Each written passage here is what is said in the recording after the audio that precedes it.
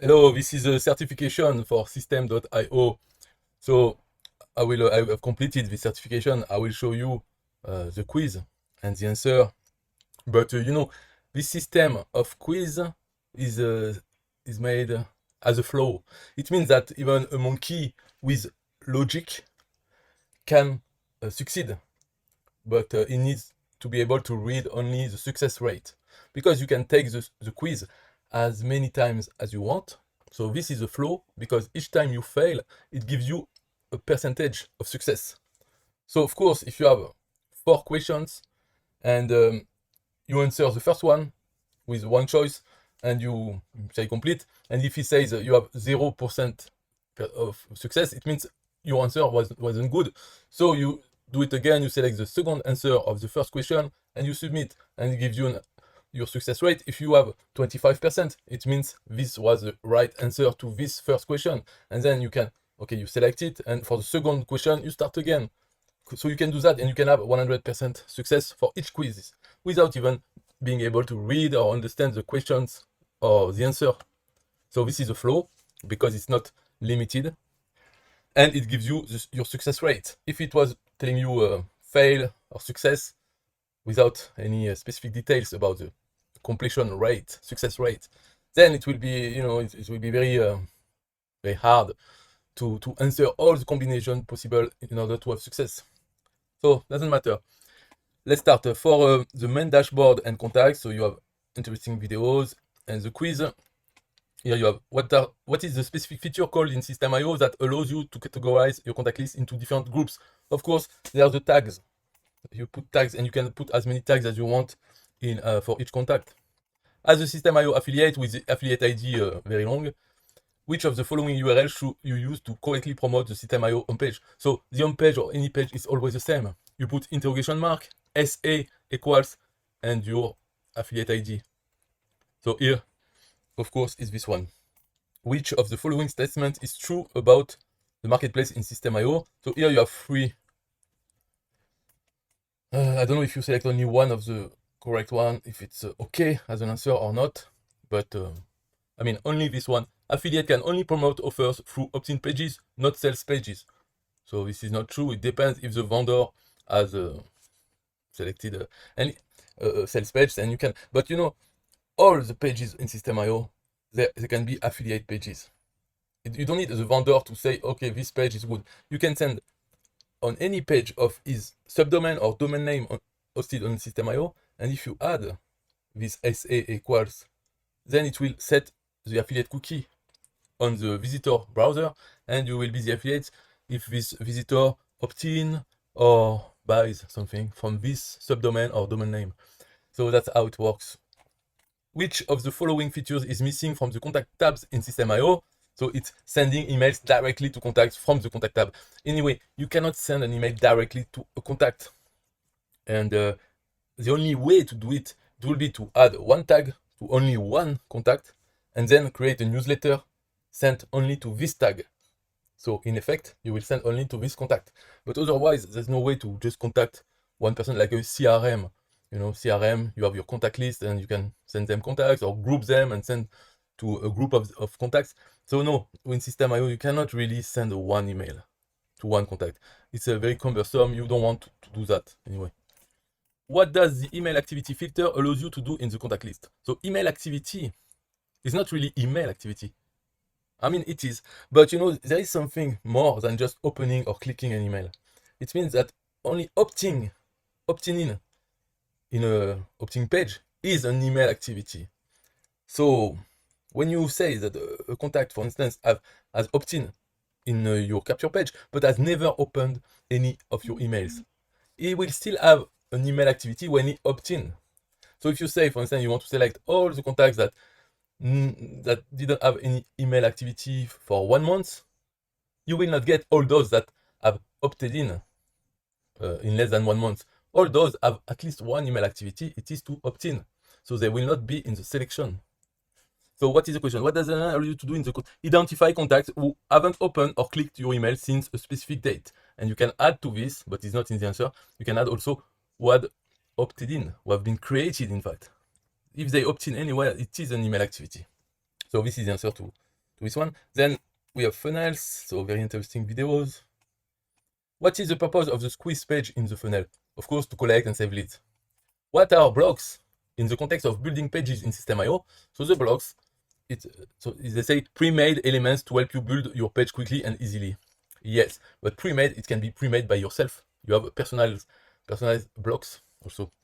And you have a simple and master blocks. So it is a difference. That is a topic of the next question. What is the difference between a simple block and a master block?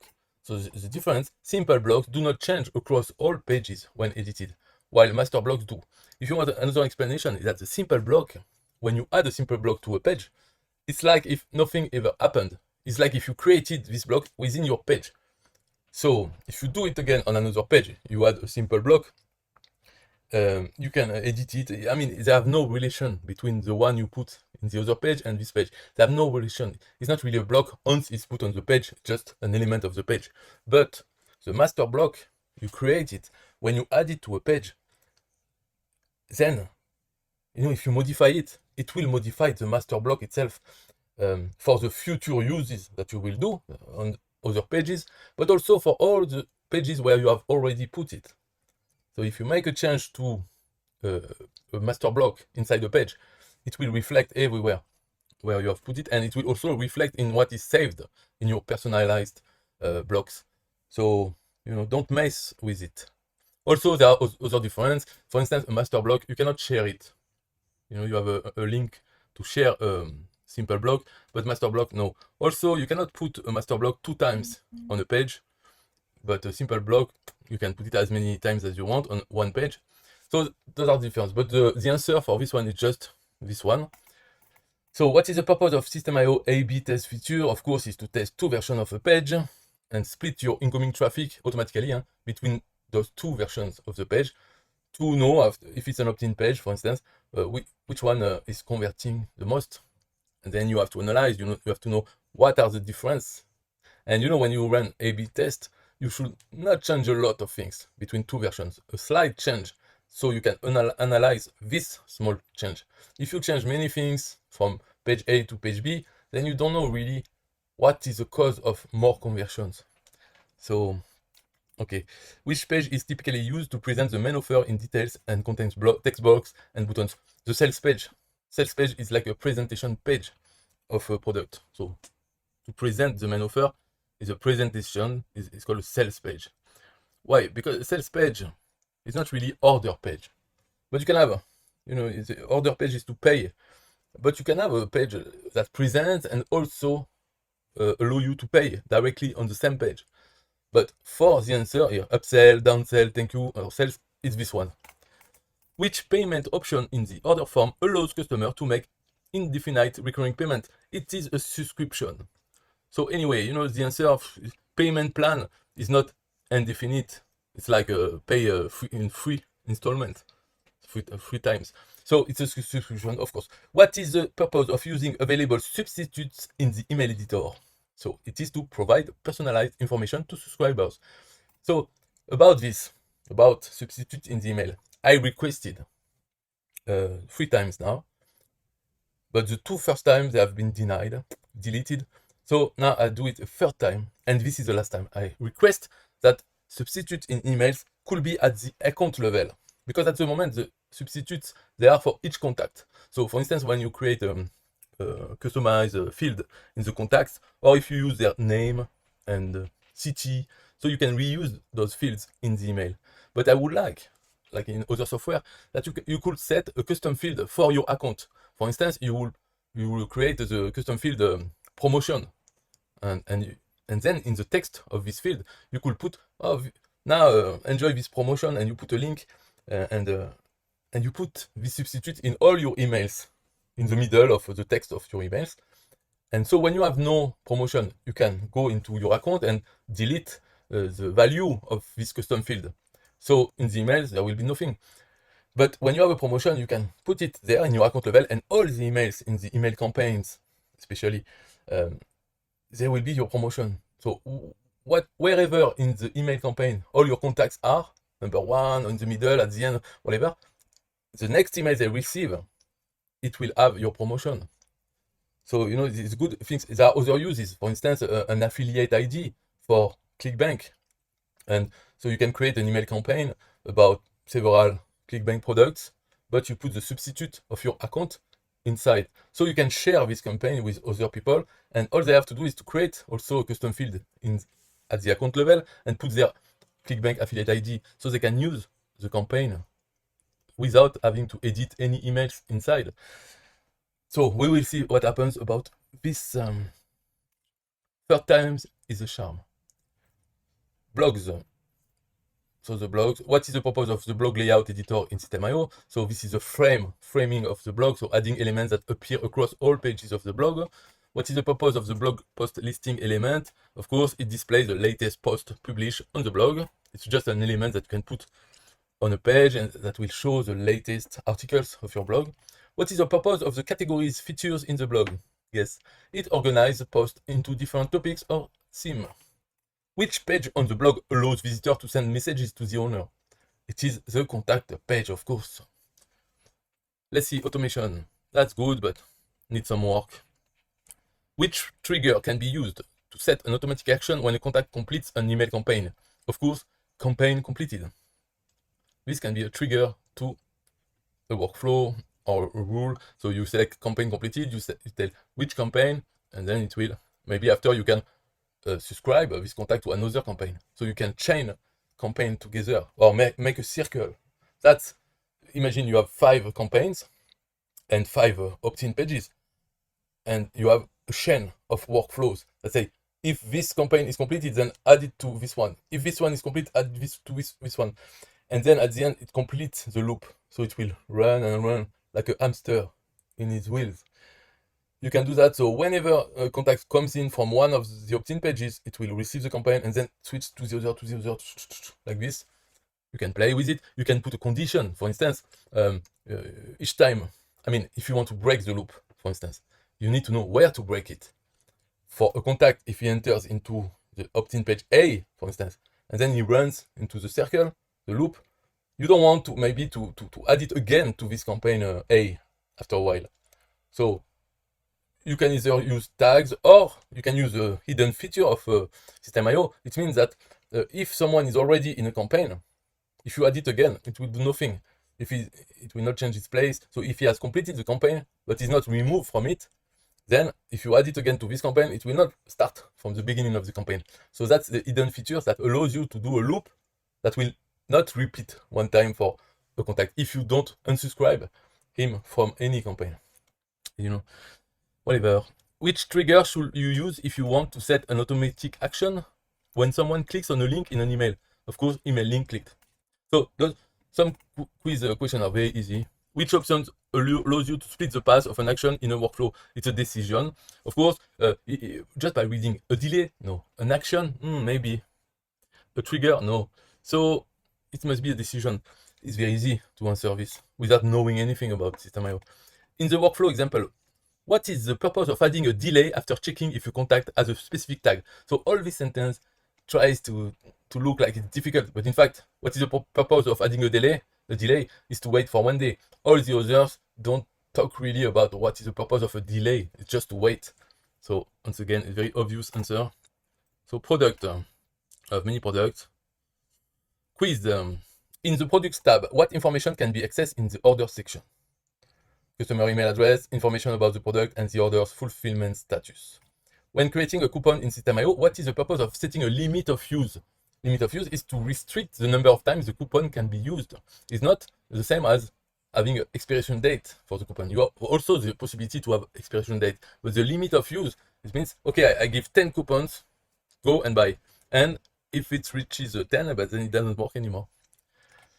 What is the purpose of the automatic post approval settings when creating a community? Once again, very obvious, to determine whether members can publish posts without approval. Automatic post approval, post without approval. Okay, it's not without, it's automatic. So it's the same.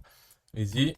What must be chosen in the order form to enable the delay feature for courses within a course bundle? So all those answers, if you know the word drip content, drip like a drop.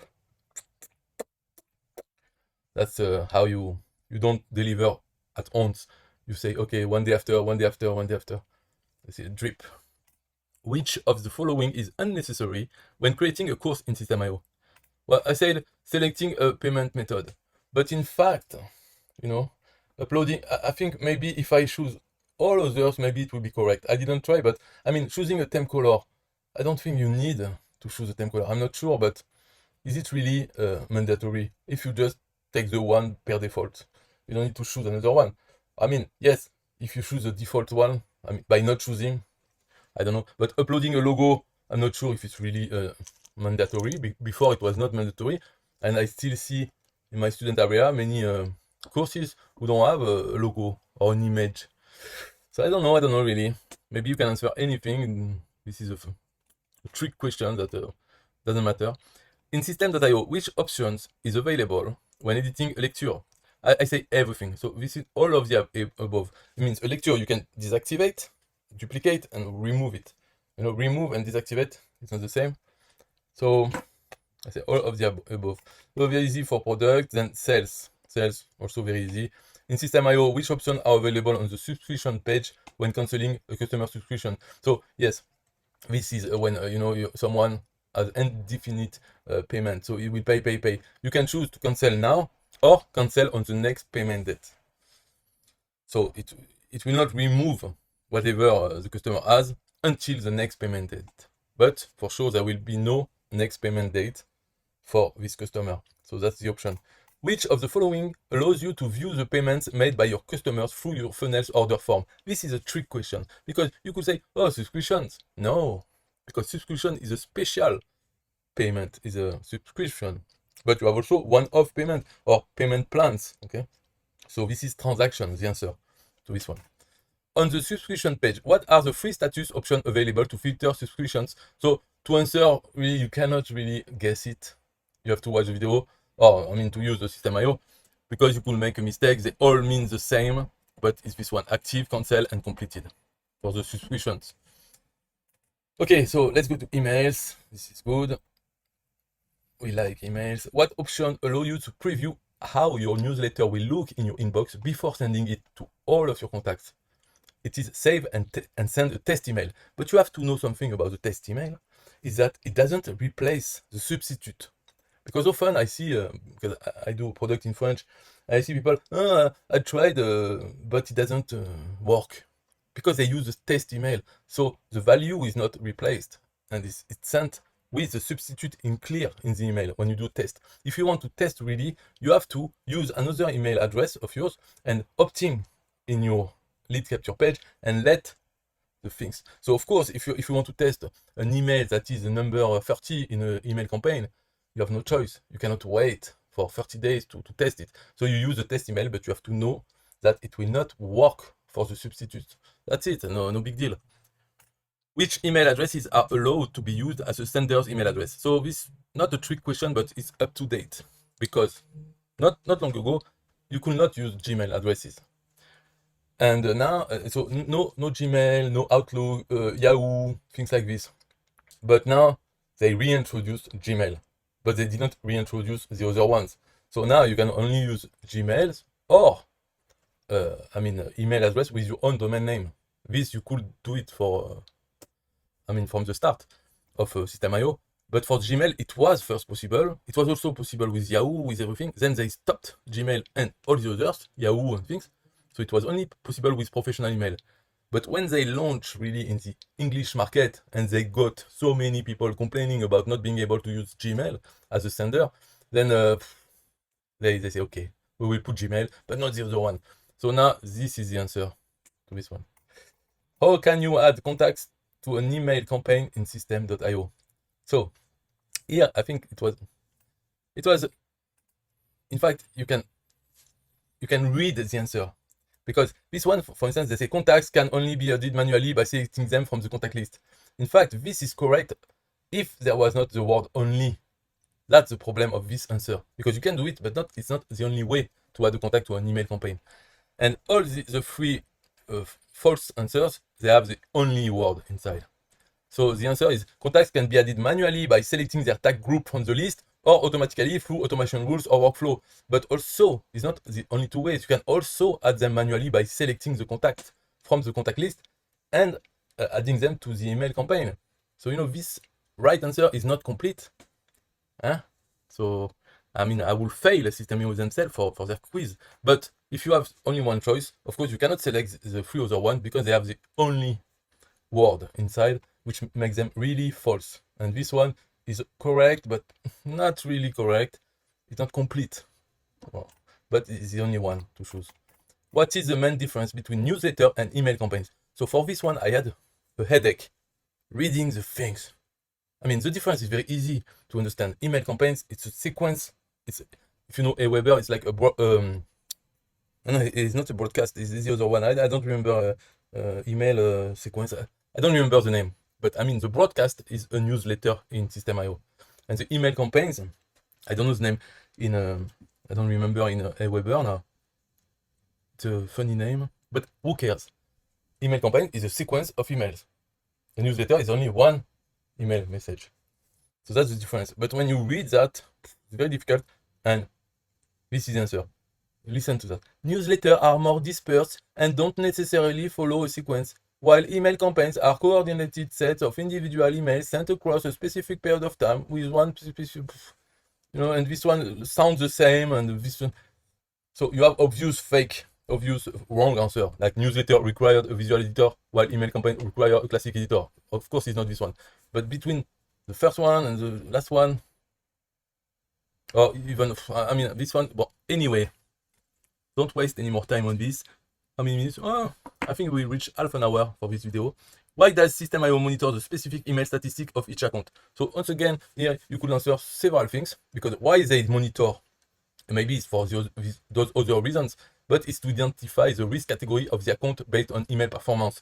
Is in order, you have three groups of risk, green, orange, and red, and you can switch groups. In fact, it's groups of server IPs. And the green one is all the good senders that have good email statistics. They are in this group of IPs, of computers who are sending emails. So if you are in this group, then everything is fine for everybody. In the red group, you have all the ones that fail because they spam or because they are not good, and your emails are sent by those computers. That's it. But the other answer, they are good also. I mean, yes, why they monitor the specific email statistic is also to determine the average percentage of open mails. Of course they do that because they show you, and to track the number of emails sent from the account.